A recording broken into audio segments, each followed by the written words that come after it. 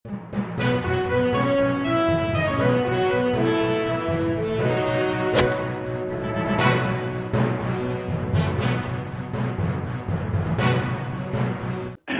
حول ولا قوة إلا بالله العلي العظيم.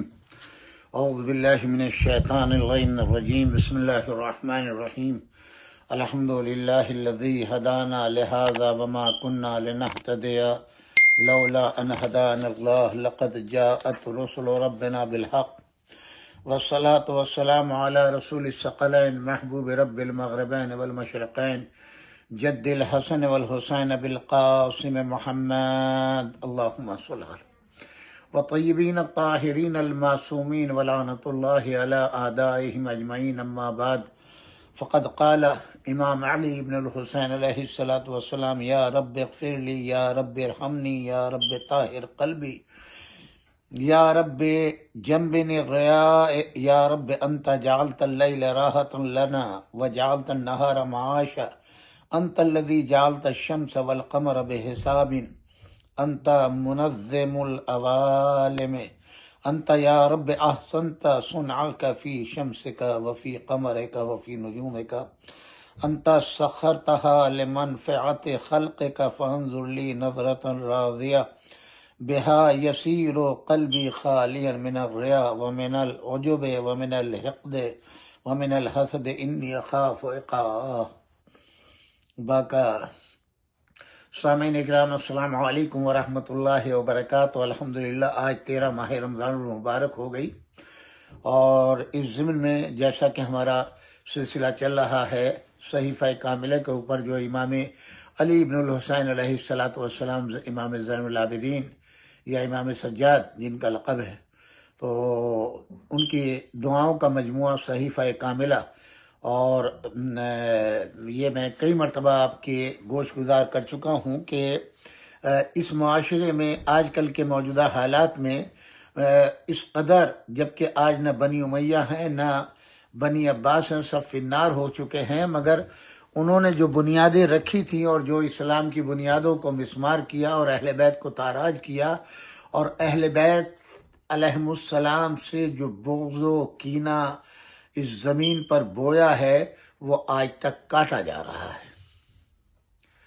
ہر علاقے کے اندر آپ کو اس طرح کی تفریق ملے گی، اور اتنی نفرتیں دلوں میں بٹھا دی ہیں کہ جہاں کسی امام علیہ الصلاۃ والسلام کا نام آتا ہے، فوراً یہ کہہ کر کے ان کو اگنور کر دیتے ہیں کہ یہ تو شیعہ تھے، یہ شیعہ شیعہ شیعہ شیعہ. اور اب بہرحال مسلمان ہیں، جو چاہے کریں، ان کو اختیار ہے. یہ جو وی سی تھے جامع ازہر کے مفتی اعظم تھے مصر کے، اور انہوں نے بڑا کام کیا ہے. جب ان کے سامنے یہ کتابیں آئی ہیں جو ان کے شیعہ طلبہ نے دی ہیں، اور انہوں نے دیکھا ہے، تو ان کی آنکھیں خیرہ ہو گئیں، کھلی کی کھلی رہ گئیں. وہ خود لکھتے ہیں کہ ہم بھی پہلے اندھیرے میں تھے، ہم بھی اسی طریقے سے سنی سنائی باتوں کے اوپر جو ہے وہ دور رہتے تھے اور کوئی اعتنا نہیں کرتے تھے. وہ تو ظاہر ہے کہ علمی دنیا میں رہنے والے تھے، مگر اس کے باوجود ایسے عظیم علمی ذخیرے سے محروم تھے. اس سے پہلے نہج البلاغہ انشاءاللہ ماہ رمضان کے بعد اس کا بھی سلسلہ ہم شروع کریں گے اور بتلائیں گے. مگر یہ امام سجاد علیہ السلام کی دعاؤں کو وہ کہتے ہیں کہ میں حیرت میں ہوں. اس میں نہ شیعہ نہ سنی نہ کسی مذہب کی بات ہے، صرف اللہ سے رابطہ. انسان کیسے رابطہ کرے اور رابطہ کیسے مضبوط ہو. کسی بشر میں طاقت نہیں ہے اللہ سے نظر ملانے کی، اللہ سے بات کرنے کی، اللہ سے وہ کرنے کی، مگر امام علی بن الحسین علیہ السلام نے کمال کر دیا ہے. بندے کو اللہ سے ملنے کا وہ آسان ترین راستہ دکھلایا ہے، اور کہ بندہ پکارے اور اللہ لبیک نہ کہے، یہ ناممکنات سے ہے. تو آج ہم نے ان کا جو پہلا جو مضمون تھا وہ کل ختم ہو چکا. آج انہی کا دوسرا مضمون اسی صحیفہ کاملہ میں اسی کے اندر موجود ہے. اور وہ لکھتے ہیں کہ اے برادران اسلام، میرا سلام قبول کرو. میں نے اپنے گزشتہ مقالے میں امام زین العابدین علیہ السلام کی بعض دعاؤں کے بارے میں اپنے خیالات کا اظہار کیا ہے. میں نے بتلایا ہے کہ کس طرح آپ نے علم اور عمل دونوں پہلوؤں پر زور دیا ہے اور عالم کائنات کی طرف توجہ دلائی ہے۔ اب یہ دوسرا مضمون ہے، ان کی دعاؤں کا ایک حصہ اور پیش کر رہا ہوں۔ یہ مولانا لکھ رہے ہیں، میں نہیں کہہ رہا ہوں۔ اور اب یہ جو دعا جو میں نے تلاوت کی ہے وہ لکھتے ہیں، اے پروردگار مجھے بخش دے، اے پروردگار مجھ پر رحم کر، اے میرے مالک میرے دل میں پاکیزگی پیدا کر، اے میرے مالک مجھے ریاکاری سے علیحدہ رکھ۔ پروردگار تو نے رات کو ہماری راحت کا ذریعہ بنایا ہے اور دن کو ہمارے کسب معاش کا موقع قرار دیا ہے۔ تو نے آفتاب و ماہتاب کو حساب کے ساتھ جاری کیا ہے۔ تو عالموں کا انتظام کرنے والا ہے۔ تو نے آفتاب، ماہتاب اور ستاروں میں اپنے حسن صنعت کا مظاہرہ کیا ہے۔ تو نے ان تمام سیاروں کو اپنی مخلوق کے فائدے کے لیے اپنے حکم کا پابند بنایا ہے۔ مجھ پر ایک نظر اپنی ڈال دے، ایسی نظر جو میرے دل کو ریاکاری، خود بینی، کینہ پروری اور حسد کے جذبات سے خالی کر دے، اور جس سے مجھے تیرے عذاب کا اندیشہ پیدا ہو جائے۔ سامعین کرام، اب اس کے بعد وہ لکھتے ہیں کہ اس دعا میں امام نے ایک طرف تو تہذیب اخلاق کی طرف توجہ دلائی ہے جس سے نفس میں پاکیزگی پیدا ہو، دوسری طرف اس پاکیزگی نفس کی تکمیل پر زور دیا ہے۔ علم اور حکمت اور کائنات قدرت میں غور و خوض کے ساتھ حضرت نے اپنی دعاؤں میں علم النفس اور علم الآفاق دونوں کو جمع کیا، جس طرح قرآن مجید میں وارد ہوا ہے، سنوریہم آیاتنا فی الآفاق وفی انفسہم حتی یتبین لہم انہ الحق۔ ہم انسانوں کو اپنی نشانیاں دکھلاتے ہیں، آفاق و آسمان، زمین و خود ان کے نفوس میں، تاکہ ان کو حق کی معرفت ہو۔ سورہ فصلت آیت نمبر 53۔ نفس کے لفظ میں بہت سے علوم کی طرف اشارہ ہے، جس میں سے ایک علم الاخلاق ہے، اور آفاق کے لفظ میں علم الارض، نباتات، جبال، بہار اور فلکیات وغیرہ سب داخل ہے۔ مجھے اب آپ یہ بتائیں سامعین کرام کہ کس صورت سے اللہ کی حمد، ثنا اور یہ جتنے الفاظ استعمال کیے ہیں، کیا پروردگار عالم نے قرآن میں حسد سے بچنے کی تاکید نہیں فرمائی؟ کیا اللہ نے اپنے قرآن کے اندر ریاکاری، خود بینی، کینہ پروری، ان سب سے بچنے کی ہدایت نہیں کی؟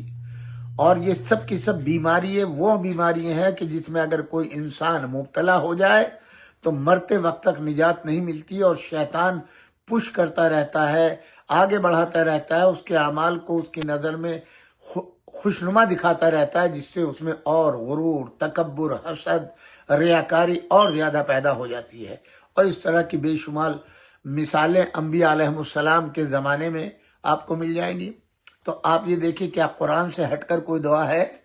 اسی طرح مولانا نے اشارہ کیا، قرآن کی آیت کا بھی حوالہ دیا ہے، یہ صرف وہی کر سکتا ہے کہ جس کو اللہ نے علم دیا ہو، جو علم لدنی کا مالک ہو۔ یہ کام صرف اس کا ہے، ہمارا اور آپ کا کام نہیں ہے۔ اور اس کے بعد مولانا لکھتے ہیں، ہم دیکھتے ہیں کہ نوح کی آواز کو جو قرآن میں درج ہوئی ہے، آپ نے اپنی قوم سے کہا، یا قوم انی لکم نذیر مبین ان اعبدوا اللہ واتقوہ واطیعون یغفر لکم من ذنوبکم ویؤخرکم الی اجل مسمی ان اجل اللہ اذا جاء لا یؤخر۔ سورہ نوح آیت نمبر 2 سے لے کے 4 تک۔ اے میری قوم کے لوگوں، میں تمہیں خوف دلاتا ہوں، خدا کی عبادت کرو، تقوی اختیار کرو اور میری اطاعت کرو۔ خدا تمہارے گناہوں کو معاف کرے اور تمہیں معینہ مدت تک زندہ رکھے، اور وہ خدا کی مقرر کردہ مدت جب پوری ہو جاتی ہے تو اس میں دیر نہیں ہوتی۔ پھر نوح علیہ السلام نے خدا سے اپنی قوم کی شکایت کی۔ اب اسی کو سامنے رکھتے ہوئے مولانا لکھتے ہیں کہ شاید امام علیہ السلام نے انہی آیات کو سامنے رکھ کے دعا کی، رب انی دعوت قوم لیلا ونہارا فلم یزدہم دعائی الا فرارا وانی کلما دعوتہم لتغفر لہم جعلوا اصابعہم فی آذانہم واستغشوا ثیابہم واسروا فاستکبروا استکبارا ثم انی دعوتہم جہارا ثم انی اعلنت لہم واسررت لہم اسرا فقلت استغفروا ربکم انہ کان غفارا یرسل السماء علیکم مدرارا وَيُمْدِدْكُمْ بِأَمْوَالٍ وَبَنِينَ وَيَجْعَلْ لَكُمْ جَنَّاتٍ وَيَجْعَلْ لَكُمْ أَنْهَارًا مَا لَكُمْ لَا تَرْجُونَ لِلَّهِ وَقَارًا۔ وقد خلقكم أطوارا ألم تروا كيف خلق الله 7 سماوات طباقا وجعل القمر فيهن نورا وجعل الشمس سراجا والله أنبتكم من الأرض نباتا ثم يعيدكم فيها ويخرجكم إخراجا والله جعل لكم الأرض بساطا لتسلكوا منها سبلا فجارا قال نوح رب إنهم عصوني واتبعوا من لم يزده ماله وولده إلا خسارا ومكروا مکرا کبارا۔ اب یہ قرآن مجید کی آیات وہ پیش کر رہے ہیں کہ میں نے اس قوم کو شب و روز دعوت دی، مگر میری دعوت پر وہ بھاگتی ہی رہی۔ میں نے جب ان کو دعوت دی تاکہ وہ اپنی مغفرت کا سامان کریں تو انہوں نے اپنی انگلیاں اپنے کانوں میں دے لی تاکہ ان کی آواز یہ آپ کو ملے گا۔ جب انبیاء، خود ہمارے نبی اکرم صلی اللہ علیہ وآلہ وسلم کے لیے ملتا ہے کہ جب آپ نصیحت فرماتے تھے تو مشرکین مکہ کپڑا یا روئی یا کوئی چیز اپنے کانوں میں ٹھونس لیتے تھے، مزید اپنی انگلیوں کا دباؤ ڈالتے تھے کہ حضور کی کوئی آواز کانوں کے اندر نہ پہنچے۔ چادریں سروں پر ڈالنے اور اپنے جرائم پر اصرار کیا، پورے تکبر سے کام لیا۔ پھر میں نے ان کو کھلم کھلا آواز دی اور بلند آواز سے اعلان کیا اور آہستہ سے سمجھایا۔ میں نے کہا خدا سے اپنے گناہوں کی معافی مانگو، بڑا بخشنے والا وہ ابر کو تم پر پانی برسانے کے لیے بھیجتا ہے، تم کو اموال و اولاد کے ساتھ مدد پہنچاتا ہے، تمہارے لیے باغ قرار دیتا ہے، نہریں جاری کرتا ہے۔ تمہیں کیا ہو گیا ہے کہ تم خدا کی عزت نہیں سمجھتے، حالانکہ اس نے تم کو مختلف صورتوں پر پیدا کیا ہے۔ کیا تم نے نہیں دیکھا کہ کیوں کر خدا نے 7 آسمانوں کو طبق در طبق پیدا کیا ہے، ماہتاب کو ان میں روشنی کے لیے قرار دیا، آفتاب کو چراغ بنایا ہے، خدا نے زمین سے تمہیں مثل نباتات کے باہر نکالا ہے، پھر تم کو اسی زمین میں واپس لے جائے گا، اس کے بعد پھر باہر نکالے گا۔ خدا نے تمہارے لیے زمین کو فرش قرار دیا ہے تاکہ اس میں مختلف راہوں میں تم راستہ چلو۔ نوح علیہ السلام نے کہا کہ پروردگار، ان لوگوں نے میری نافرمانی کو اس شخص کا طرز عمل اختیار کیا جو اس کے مال و اولاد سے سوائے نقصان کے کچھ حاصل نہیں ہوا، اور یہ لوگ بڑے مکر و فریب سے کام لیتے رہے۔ سورہ نوح آیت نمبر 5 نمبر سے 22 نمبر تک یہ آیات ہیں جو مولانا لکھ رہے ہیں۔ اللہ اکبر! یہ حضرت نوح کی دعا قابل لحاظ کس قدر نفس و آفاق کے علوم اس میں مجتمع ہے، بالکل اسی طرح، اسی نہج کے اوپر، اسی طریقے کے اوپر امام زین العابدین علیہ السلام نے اپنی دعاؤں میں دونوں باتوں کو جمع کر دیا ہے۔ ایک طرف وہ خدا سے دعا کرتے ہیں کہ میرے نفس میں پاکیزگی عطا کر تاکہ اس میں بلندی پیدا ہو سکے، دوسری طرف آسمان و زمین کی خلقت اور خدا کی قدرت کا تذکرہ کرتے ہیں۔ آپ لکھتے ہیں اللہم اجعل لی قلبا یخشاک کانہ یراک حتی یلقاک یا رب السماوات المبنیات وما فیہن من النور والظلمات ویا رب الارضین المبسوط وما فیہن من الخلائق والبریات ویا رب الجبال الراسیات ویا رب الریاح الزاریات ویا رب السحاب المسکات المنشیات بین الارضین والسماوات ویا رب النجوم المسخرات فی جو السماء خافیات ویا بادیات ویا عالم الخفیات ویا سامع الاصوات۔ خداوندہ میرے لیے ایسا دل قرار دے جو تجھ سے ڈرتا ہے، اس طرح گویا اس نے تجھے دیکھا ہے یہاں تک کہ تجھ سے ملاقات کرے۔ اے مالک آسمانوں کے اور تمام ان چیزوں کے جو آسمان کے اندر ہے، روشن ہو خواہ تاریک، اے مالک کشادہ زمینوں کے اور تمام اس مخلوق کے جو ان زمینوں کے اندر ہے، اے مالک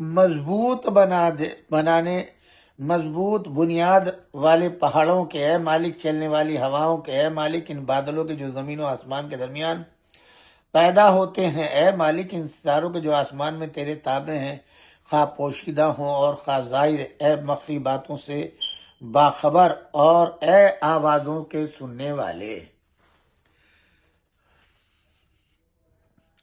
اللہم انی اسألک خوف العالمین وخشوع العابدین وعبادت المخلصین واخلاص الخاشعین ویقین المتوکلین وتوکل الفائزین وفوز المکرمین وتفکر الذاکرین وذکر مخبتین و اخبات المستقیمین و استقامت المحتدین و حوض المسلمین و اسلام المومنین۔ خداوندہ میں تجھ سے مانگتا ہوں صاحبان علم کا خوف اور عبادت کرنے والوں کو خشوع و خضوع اور خلوص رکھنے والوں کی عبادت اور خشوع رکھنے والوں کا اخلاص، قلب اور توکل رکھنے والوں کا یقین، اور بزرگ مرتبے لوگوں کی کامیابی اور ذکر الہی کرنے والوں کا غور و خوص۔ سامعین کرام، انشاءاللہ اس کا حصہ کل بقیہ عرض کروں گا آپ کی خدمت میں۔ صرف ایک ہی سوال ہے صاحبان علم، یہ وہ خود مولانا بھی پوچھ رہے ہیں، تنتاوی صاحب، اور میرا بھی سوال ہے۔ ایک طرف جناب نوح، سورہ نوح کی آیات 22 سے لے کے 5 سے لے کے 22 تک جناب نوح کس صورت سے اپنی قوم کو خطاب کرتے ہیں، کیسے ان کی ہدایت کرتے ہیں، کس صورت سے ان کو سمجھاتے ہیں، بتاتے ہیں، اللہ کی خلقت کا، ان کے مال و اولاد کا اعلان کس صورت سے، اللہ نے تمہیں مال و دولت دے کر کے، اولاد دے کر کے تمہاری مدد کی ہے، کس طریقے سے تمہیں پروردگار نے بنایا ہے، کیسے چاند سورج، یہ تمام چیزیں کا احاطہ کر کے، اور اب ایک دعا کا حصہ امام زین العابدین علیہ السلام کا دیا۔ پروردگار یعنی وہی تمام تعریفیں جو حضرت نوح کر رہے ہیں وہی امام کر کے، اب امام علیہ السلام اپنے لیے یعنی گویا بندہ جب بارگاہ الہی میں اس کی خلقت کا اعلان کر کے اور اپنے کو خاشع بنانا چاہے، متقی بنانا چاہے، اپنے کو تواضع کرنے والا بنانا چاہے، اب پروردگار سے وہ دعا کرتے مجھے ایسا بنا دے پروردگار، یعنی وہ چیزیں جو اللہ کو پسند ہیں وہ مجھ میں پیدا کر دے، اور جو اللہ کو ناپسند ہے اس سے مجھے نکال دے، مجھے اس سے دور کر دے۔ اب مجھے بتائیں کہ اس میں کہاں سے شیعہ سنی آ گیا؟ لیکن ذرا کسی کے سامنے، خبیث کے سامنے کہیے تو صحیح، جہاں وہ امام علی بن الحسین علیہ السلام کا نام آئے گا، جہاں اہل بیت میں کسی کا نام آئے گا، یہ بھاگتے ہوئے خبیث نظر آئیں گے۔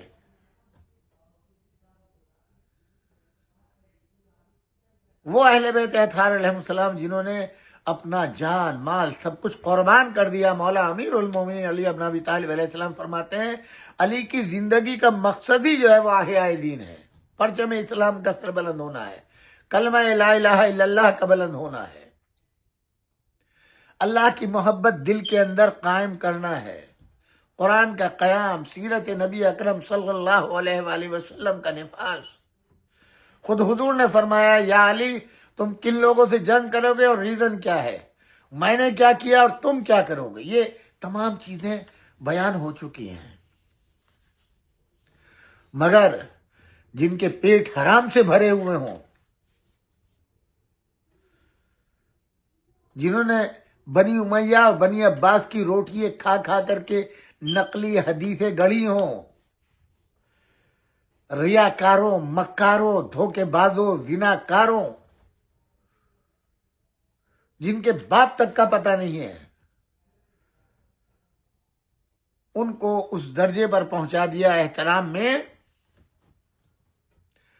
جن کا نام لینا بھی جو ہے انسانیت کے خلاف ہے۔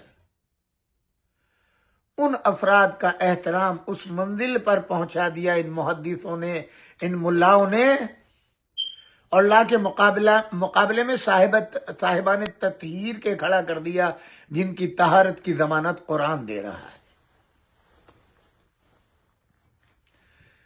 کیا مقام ہے امیر المومنین علی بن ابی طالب علیہ السلام کا؟ کس منزل کے اوپر ہیں جناب فاطمہ الزہرا سلام اللہ علیہا؟ اور کیا منازل ہیں حسنین کریمین علیہ السلام کے؟ تمام تر روایات ہیں۔ آج جتنا عمل مسلمانوں کا ہے، کلمہ پڑھنے سے لے کر نماز، روزہ، حج، زکوٰۃ، جتنا بھی خیرات ہے، سب کچھ ہے، وہ سب کا سب منتہی کہاں ہوتا ہے؟ رضا الہی کا حاصل کرنا اور حصول جنت، اس کے علاوہ تیسری کوئی چیز نہیں۔ جو کچھ کمایا دنیا میں چھوڑ کے جائیں گے، ساتھ تو کچھ نہیں جائے گا، کفن میں تو جیب بھی نہیں ہوتی۔ یہ تو ہر قوم جو خدا کو مانتا ہے وہ بھی اور جو نہیں مانتا وہ بھی، کہ جب مردے کو دفن کرتے ہیں تو اس کے ساتھ کچھ نہیں جاتا سوائے چند میٹر کپڑے کے جو اس کو دیا جاتا ہے اور وہ 2 گز زمین جس میں دفن ہوتا ہے، بقیہ سب کچھ یہیں چھوڑ جاتا ہے۔ ذرا وہ روایتیں پڑھیے، قرآن کی آیتیں پڑھیے، جب قبر کے قریب جنازہ جاتا ہے تو قبر سے کیا آوازیں آتی ہیں، جب قبر میں سماتا ہے، جب قبر کیا کہتی ہے، کل تک تو کیسے اکڑ کے چلتا تھا، کہاں ہے وہ تیری چرب زبانی، کہاں ہے وہ پیر مار مار کے میرے اوپر چلنا، وہ گردن کہاں چلی گئی جس میں سریا پڑا ہوا تھا، وہ غرور و تکبر کہاں ہے؟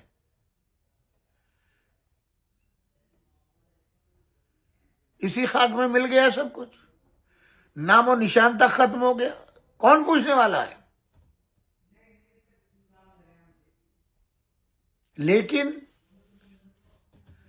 میں نے عرض کیا آپ کی خدمت میں کئی مرتبہ کیا ہے، حضور اکرم صلی اللہ علیہ وآلہ وسلم قرآن نے بھی یہ کہہ کر کے کہ کچھ ایسے افراد ہیں جن کو ہم نے شفاعت کا حق دیا ہے، یعنی ہم سے وہ اتنا قریب ہے کہ ہم نے حق شفاعت ان کے حوالے کر دیا کہ جب وہ کسی کی سفارش کرے تو رد کرنے کا کوئی سوال نہیں اٹھتا۔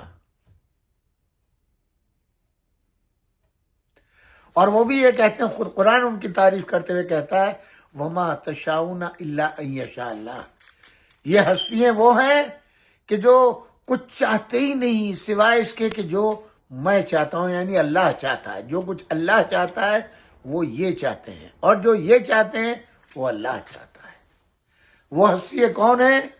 حضور اکرم صلی اللہ علیہ وآلہ وسلم، امام علی ابن ابی طالب، جناب فاطمۃ الزہرا سلام اللہ علیہا، حسنین کریمین، اور یہ اس کے بعد جو سلسلہ امامت امام علی ابن الحسین علیہ السلام سے لے کر امام زمانہ تک۔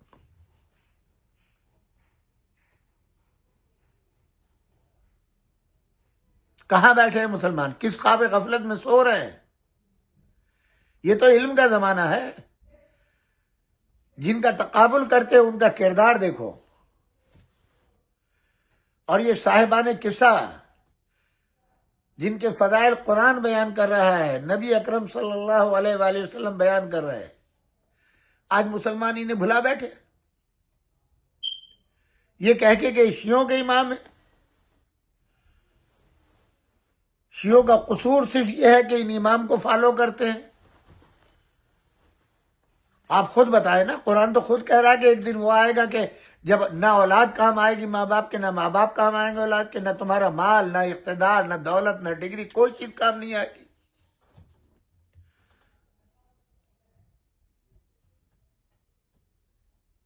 کتنی روایتیں آپ کی خدمت میں پیش کروں؟ قبر کی مشکلوں کو کون آسان کرائے گا؟ جو قیامت کی کیفیت سب نے متفقہ طور پہ، کوئی اختلاف نہیں ہے، بیان کی ہے۔ کیا عالم ہوگا جب مردے زمین سے اٹھیں گے، پیاس کی وجہ سے زبان باہر نکل رہی ہوگی، اس پیاس کا بجھانے والا کوئی تو اللہ نے انتظام کیا ہوگا۔ حضور نے فرمایا یہ میرا علی ساقی کوثر ہوگا جو سب کو سیراب کرے گا۔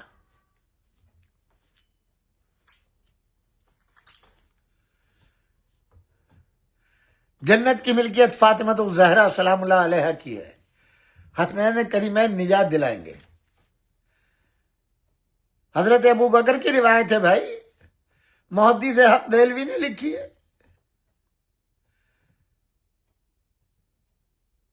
جو ہمارے یہاں بتایا جاتا ہے صراط مستقیم تلوار کی دھار سے زیادہ تیز، بال سے زیادہ باریک، سب کٹ کٹ کے گریں گے اس کے اوپر، مگر کس کو نجات ملے گی؟ ابو بکر کہنا ہے جن کے پاس علی ابن ابی طالب علیہ السلام کے دست مبارک کا لکھا ہوا خط ہوگا، جواز ہوگا، وہ ایسے گزرے گا جیسے ہوا چلتی ہے، اور جس کے بعد نہیں ہوگا کٹ کٹ کے گریں گے۔ تو کیا امام علی ابن ابی طالب علیہ السلام معاویہ کو دیں گے یہ خط؟ مروان کو دیں گے؟ خالد ابن ولید کو دیں گے؟ جنہوں نے جناب ابو ذر کو مدینے سے نکالا ان کو دیں گے؟ جنہوں نے جناب فاطمہ زہرا کا گھر جلایا ان کو دیں گے؟ جنہوں نے جناب فاطمہ کو زخم پہنچایا ان کو دیں گے، یا ان افراد کو دیں گے جو رسول اللہ کا جنازہ چھوڑ کے چلے گئے؟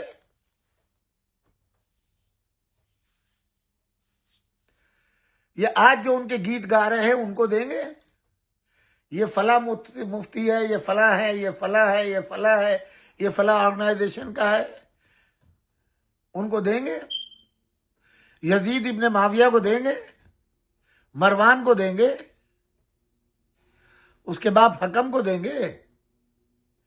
کس کو دیں گے؟ آپ بتائیں۔ انہی کی حضرت ابوبکر کی روایت ہے، حضور نے فرمایا خطبے کے اندر اور تمام کتابوں نے لکھا کہ قیامت کے دن لوائے حمد علی ابن ابی طالب کے ہاتھ میں ہوگا، اور جو اس لوائے حمد کے نیچے آ جائیں گے ان سب کو نجات ملے گی۔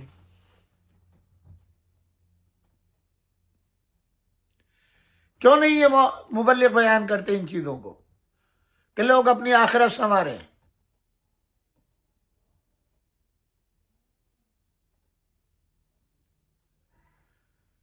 بات یہ ہے، ہمارے ہاں کا طریقہ یہ ہے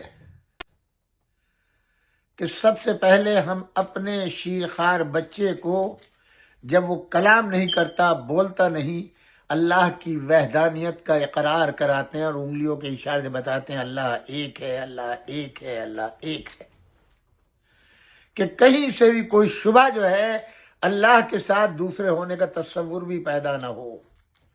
اور وہ اس کے بعد جب اللہ اس کے دل میں بیٹھ جاتا ہے، پھر اس کے بعد میں انہی 5 انگلیوں کو اشارہ کہتے ہیں پنجتن 5 ہیں، پنجتن 5 ہیں، پنجتن 5 ہیں۔ اور پھر اس کے بعد منزل آتی ہے امام 12 ہیں، امام 12 ہیں، امام 12 ہیں، معصوم 14 ہے، معصوم 14 ہے۔ شیر خاری کی عمر کے اندر اس بچے کی اس ایمان کی بنیاد اتنی مضبوط ہو جاتی ہے کہ اب اس کے بعد اب ظاہر 2 چیزیں، ایک ایمان ہے، ایک عمل ہے۔ بے شک عمل میں کمی ہوتی ہے، یقیناً اس میں 2 رائے نہیں ہے، مگر نجات جو ہے وہ عمل پہ نہیں ہے، ایمان کے اوپر ہے۔ اگر ایمان میں کمی آ جائے تو عمل بیکار، اگر ایمان میں کامل ہے تو عمل کا متبادل ممکن ہے، مرنے کے بعد بھی۔ نماز قضا ہے، ادا کر دی جائیں گی، روزہ قضا ہے، ادا کروا دیا جائے گا، حج نہیں کیا کروا دیا جائے گا، کوئی قرض اس کے ذمہ ہے وہ ادا کرا دیا جائے گا۔ لیکن اگر ایمان میں کمی ہو گئی، دنیا کی کوئی طاقت اس کو کور نہیں کر سکتی۔ اگر کر سکتی ہے تو بتا دیجئے، کسی بھی فقہ کے اعتبار سے، کسی بھی مسلک کے اعتبار سے۔ تو ہمارے یہاں تو بچے کو دودھ پلاتے ہوئے مائیں اس کی ایمان کی عمارت کی بنیاد کو اتنا مضبوط کر دیتی ہیں کہ پھر کوئی خوف اس کو نہیں رہتا، چاہے تلوار ہو، بندوق ہو، توپ ہو، کوئی ایسا ظالم سامنے آ جائے، وہ اس ظلم کے مقابلے میں اپنے ایمان کو لے کے ڈٹ جاتا ہے کہ اللہ میرا حامل ہے، اللہ میرا مددگار ہے، اللہ میرا خالق ہے، اور موت بھی وہی دے گا، موت سے بڑھ کر کے کوئی خوف نہیں ہوتا۔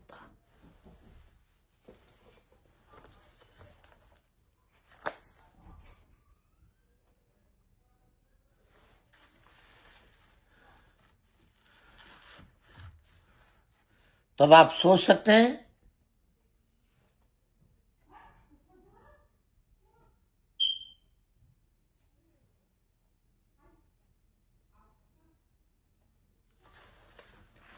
یعنی اب تو اتنی جرأت لوگوں میں پیدا ہو گئی ہے، قرآن کی آیات تک کا انکار کرتے ہیں مسلمان، جو اپنے کو اسلام کا ٹھیکیدار کہتے ہیں۔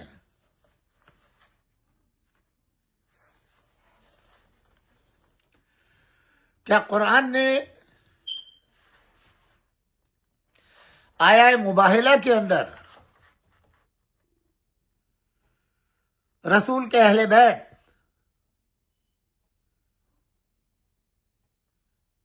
جہاں پوری ڈیٹیل بیان کر دی گئی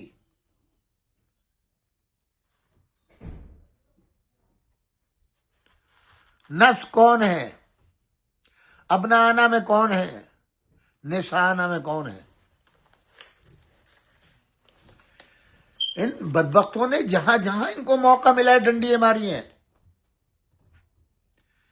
کسی جگہ رعایت نہیں کی ہے، مگر اللہ جزائے خیر دے ہمارے علماء کو، انہوں نے بھی ایسے ایسے منہ توڑ جواب دیے ہیں، ایسے ایسے جواب دیے ہیں، قرآن سے دلائل، احادیث پیغمبر سے دلائل۔ دامن وقت میں زیادہ گنجائش نہیں ہے۔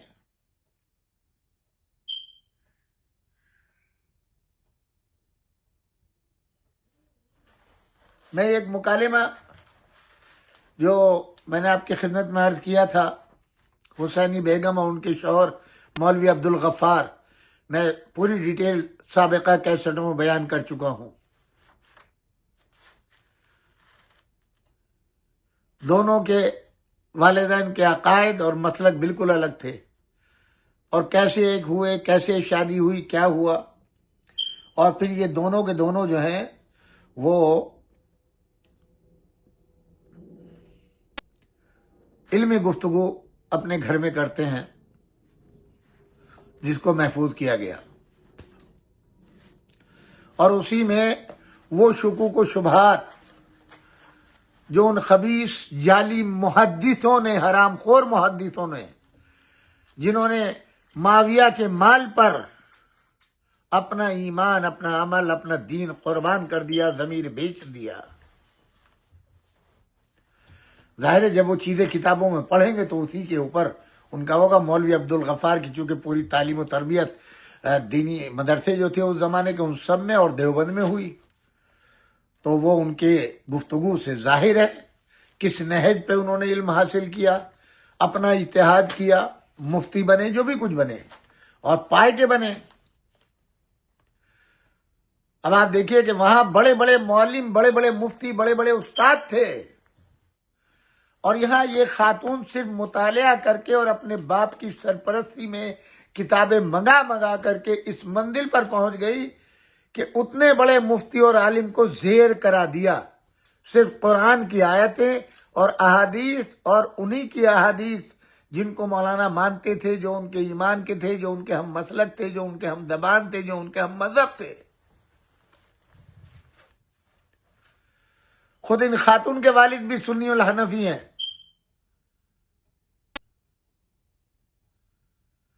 اب وہ ان سے مختلف اعتراضات کہ قرآن میں جو آیت آئی ہے وَأَبْنَاءَنَا وَأَبْنَاءَكُمْ وَنِسَاءَنَا وَنِسَاءَكُمْ وَأَنفُسَنَا وَأَنفُسَكُمْ، اس کے اوپر ان شکوک و شبہات کا اظہار انہوں نے کیا، اور وہ کہتے ہیں کہ تفصیلی روایتیں بھی اس کثرت سے ہیں جن کا انکار مشکل ہے۔ میں نے بتایا نا، وہ جو مال و دولت میں اپنا ایمان بیچ کر کے اور معاویہ صاحب کی مرضی سے تفسیریں کی گئی، ترجمے کیے گئے اور ان کو عام کیا گیا، اور وہی تعلیمات آج تک مدرسوں میں پڑھائی جاتی ہیں،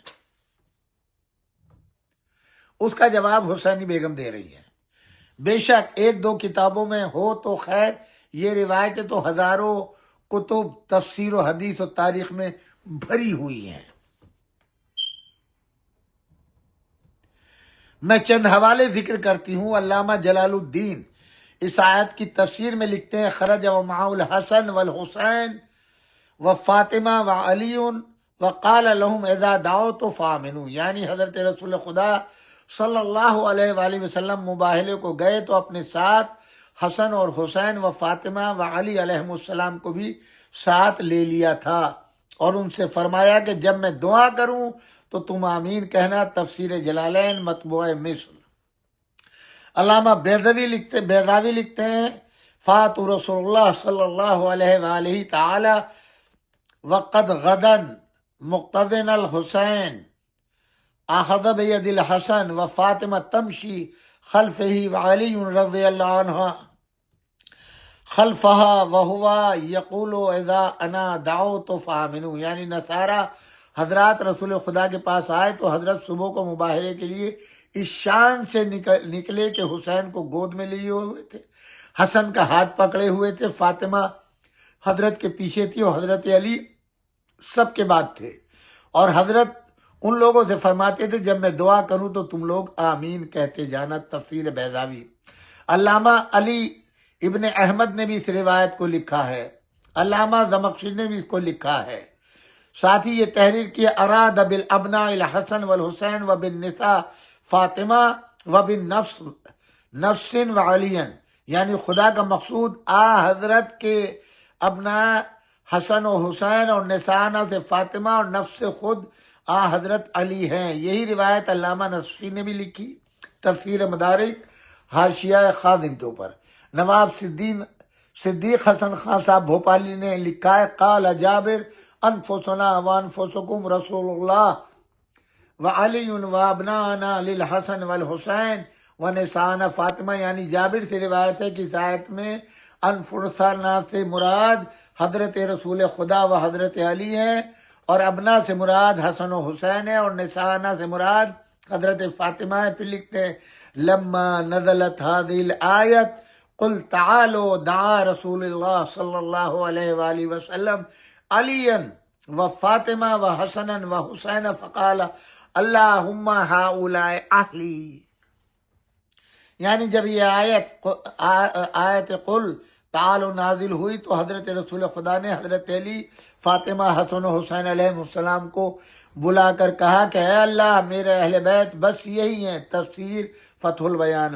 علامہ ابن کثیر دمشق نے بھی یہی لکھا ہے، تفسیر ابن کثیر نے۔ علامہ سیوطی نے بھی انہی روایتوں کو تفسیر سے لکھا ہے۔ علامہ فخر الدین رازی نے اس آیت کی تفسیر میں لکھا ہے وکان رسول اللہ صلی اللہ علیہ وآلہ وسلم خرج وعلیہ مرۃ من شعر اسود وکان قد اقتدنا الحسین واخذ بید الحسن وفاطمہ والتاشی خلفہ وعلی رضی اللہ عنہ خلفها وهو يقول اذا دعوت فامنوا فقال اسقف نجران یا معاشر النصارى انی لارى وجوہا اوصال اللہ ان یزید جبلا من مکانہ لاغالہ بها فلا تباہلوا فتہلکوا ولابیقی علی وجہ الارض نصرانی الى یوم القیامہ، یعنی حضرت رسول خدا صلی اللہ علیہ وسلم سے اس شان سے میدان مباہلہ میں تشریف لائے کہ آپ ایک کمبل اوڑھے ہوئے حسین کو گود میں لیے، حسن کا ہاتھ پکڑے، حضرت کے پیچھے فاطمہ، ان کے بعد حضرت علی تھے، اور حضرت ان لوگوں سے فرماتے تھے جب میں دعا کروں تو تم لوگ آمین کہنا۔ ان لوگوں کو دیکھ کر نصارہ نجران کے سردار نے کہا اے عیسائیو، یقیناً میں ایسے چہرے دیکھ رہا ہوں جو اگر خدا سے دعا کریں کہ وہ پہاڑ کو زمین سے ہٹا دے تو خدا ضرور اس کو ہٹا دے گا، لہذا تم لوگ ان حضرات سے ہرگز مباہلہ نہ کرو ورنہ ہلاک ہو جاؤ گے، پھر قیامت تک روئے زمین پر کوئی عیسائی نہیں بچے گا۔ دامن وقت میں حضرات اتنی گنجائش نہیں ہے، اپنی بیان کو یہیں پر ختم کرتا ہوں۔ اب آپ اندازہ لگائیں یہ کیسے صدیق ہیں، یہ کیسے سچے ہیں، یہ اللہ کے کیسے چاہنے والے ہیں کہ اگر پہاڑ کو اشارہ کر دیں تو وہ اپنی جگہ چھوڑ دے، اللہ اس کو ہٹا دے گا۔ نصرانیوں، تمہاری نسلیں ختم ہو جائیں گی۔ اگر آج عیسائیت باقی ہے تو یہ صدقہ ہے حسنین صادق علیہ السلام کا، جناب فاطمہ الزہرا کا، جناب علی ابن ابی طالب کا۔ اب آپ بتائیں جسے نفس رسول قرآن کہے، جنہیں ابنائے رسول کہے، جسے نسائے رسول کہے، کہاں سے ازواج کو تم نے بدبختوں داخل کر دیا؟ ہم ان کا احترام کرتے ہیں، احترام میں کوئی کمی نہیں کرتے، مگر بدبختوں جو قرآن بیان کر رہا ہے اسے تو قبول کرو۔ کہاں سے قرآن کافی رہ گیا تمہارے لیے؟ کل جب تمہارے بزرگ نے کہا تھا قرآن کافی ہے، یہاں تو ہمارے نبی کو قرآن کافی نہیں، ہر روز قرآن کی آیتیں پڑھ رہے تھے، مگر جب تک علی و فاطمہ، حسن و حسین علیہ السلام نہیں آ گئے تو ہمارے نبی کی مدد نہیں ہوئی۔ نصارہ نجران میدان چھوڑ کے نہیں گئے۔